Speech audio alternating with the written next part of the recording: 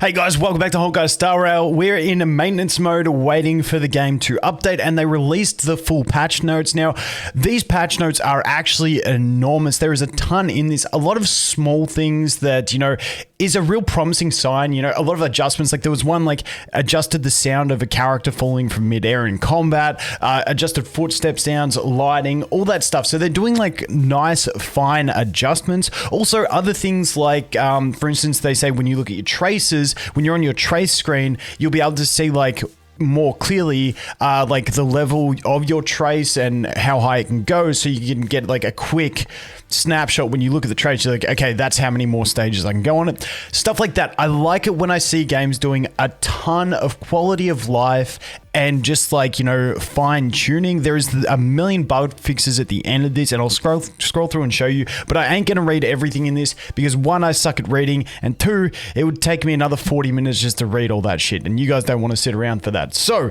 we're going to go through a bit of a TLDR version of what we got, in my, what I consider to be some of the important things that I saw. So when we go through the basic things that we have at the start, update times, yada, yada, yada, the compensation, obviously we're going to get 600 Jades compensation, which is nice. But the other thing is there's also looking like being a bunch of extra Jades in this update, aside from just the event ones. It's going to be really nice when we look at the extra stuff that's been put in here as well. Along with, obviously, we've got the main campaign expanding, so we're going to get a lot more Jades from that. Also experience for those still leveling up to 65, trying to get that. Also, another thing that I did see in here, and I'm not going to be able to find it in here, is that like once you reach level cap, you're going to be able to, instead of experience, you'll start getting credits apparently. Don't know the conversion rate on that, so that's another interesting thing. Another one that I saw in there was about deconstructing items or something along those lines. It didn't have specific details, so we'll have to see. Maybe you can get credits from destroying things or something like that. Not too sure exactly how that works, but we'll have to see when we jump in. But let's keep going through. So obviously we've got the new maps, which we're not going to go into. Everyone play through the story, enjoy it. It's what the game is. It's a story game, so have fun with it. They go through the new characters, obviously Blade, Kafka, and Luca. New light cones, and then the new stories, yada, yada, yada. Companion missions, which obviously will unlock as we go. And then the new events, obviously, which we did get a sneak peek at before in the dev live stream. Gift of Odyssey, where we're going to get that 10 pool. Enemies, where's the one that I really wanted to look at? The simulated universe. Forgotten Hall. So here we go. So I just wanted to touch on this Forgotten Hall one as well, because back in the day, let's just zoom in a little bit and see if we can get that a bit bigger. There we go.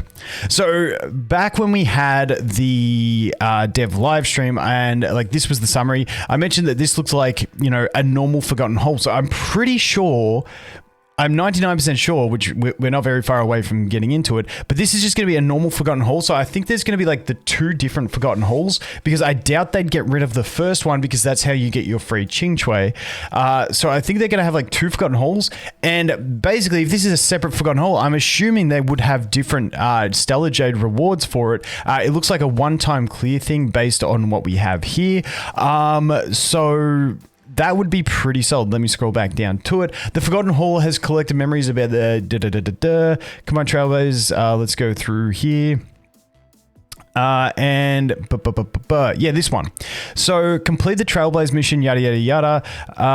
It's ocean distance to unlock the new memory, the voyage of, dude, I can't even say 90% of these words, in the Forgotten Hall. Clear Forgotten Hall memory of the Jin Zhao. Dude, I just can't do it. I do apologize. But you get it. Clear the Forgotten Hall memory. It's not memory of chaos. So this is just like another Forgotten Hall. So we should get a bunch of Jades from that, which gets me super excited, because, hey, we need to summon in this game. It's what it's all about, getting the characters you like. So that's pretty good. And then it says clear stage 1 to get the 4-star character Yukong, which is really nice. So that's a really handy one. I'm really looking forward to this. And then we've got updated turbulence. So this is going to be our new, buffs that we get in Memory of Chaos. Now, obviously, the one that we currently have will continue for a few more days. Then on the 24th of July, we're going to get a new one. Now, this one, the way it works is the first one is catered directly to Blade to make him overpowered. Then the next one is good for both Blade and Kafka. That's the way they try and design it. And then the final one is catered towards Kafka to make her OP. That's the way it's always going to go. But let's take a look at the first one. When an ally is hit or their HP is consumed, they gain 1 stack of memory imprint. Each stack of memory imprint reduces damage taken by the target by 12%, up to 3 stacks. At the start of each cycle, deals a set amount of damage to all enemies based on the highest memory imprint stacks possessed by an ally, then removes all memory imprint stacks.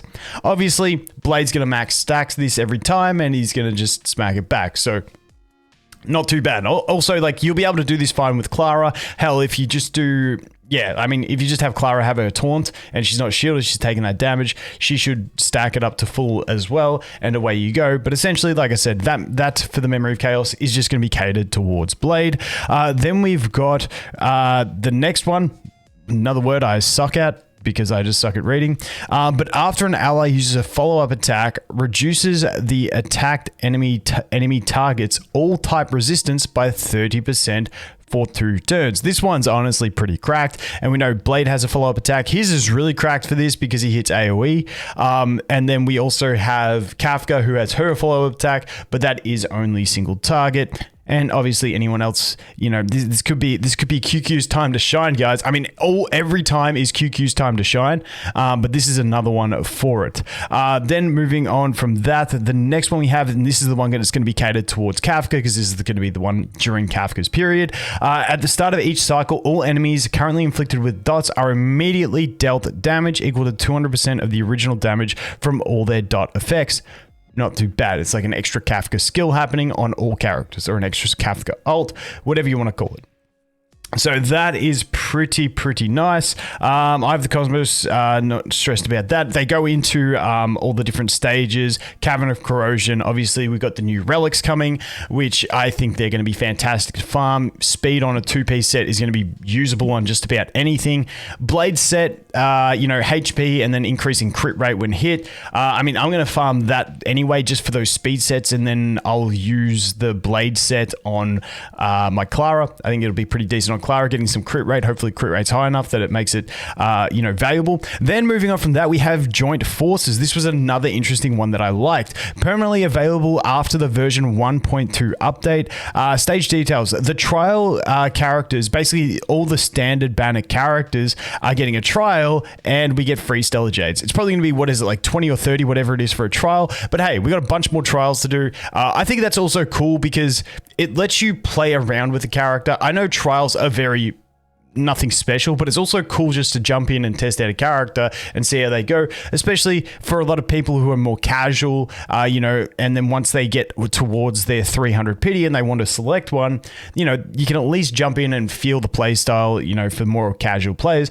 I think it's good. Plus, let's face it, I'm just jacked about getting some free Stellar Jades, and that's all I really care about. But moving on from that, there wasn't anything else massive that I was like, boom. The only thing, and I'm not going to be able to find it because if we scroll through here, you can see there is like an infinite amount of text in this thing. It's crazy. A lot of bug fixes, a lot of optimizations, all that sort of stuff. But the one thing I did see in here that I took note of was that they're adjusting the Bronya and Ting logic when used on auto, which is actually a pretty big deal for me because I hate using my Ting on auto because she's just so stupid. But hey, I guess the only other thing they could have done was reduce Ting's aggro a bit, but you know, we'll have to live with that. But that is pretty much it. Like I said, you can jump here. I'll leave a link to this in the description. I don't think it's worth reading through. Oh, here it is. Optimize the logic behind Bronya and Ting Yun's ability usage when auto battle during combat. That's cool. But like I said, weakness break visual effects with shields, like there is so much they're putting into this. And like I said at the start, I like seeing companies do this because it means they're really caring about the game. And that's just an all-round win for me. But that's going to be it for what we've got. Get some copium rolling. We got Blade coming out. Anyone summoning for Blade, I wish you win your 50-50 and I hope you get it in the first 10 pool. If you lose the 50-50 and go to both pities, I don't know, flip the table and quit. That'd be my suggestion. But anyway, guys, thanks for watching. Hope you have an awesome day, and I look forward to seeing the next one. Cheers.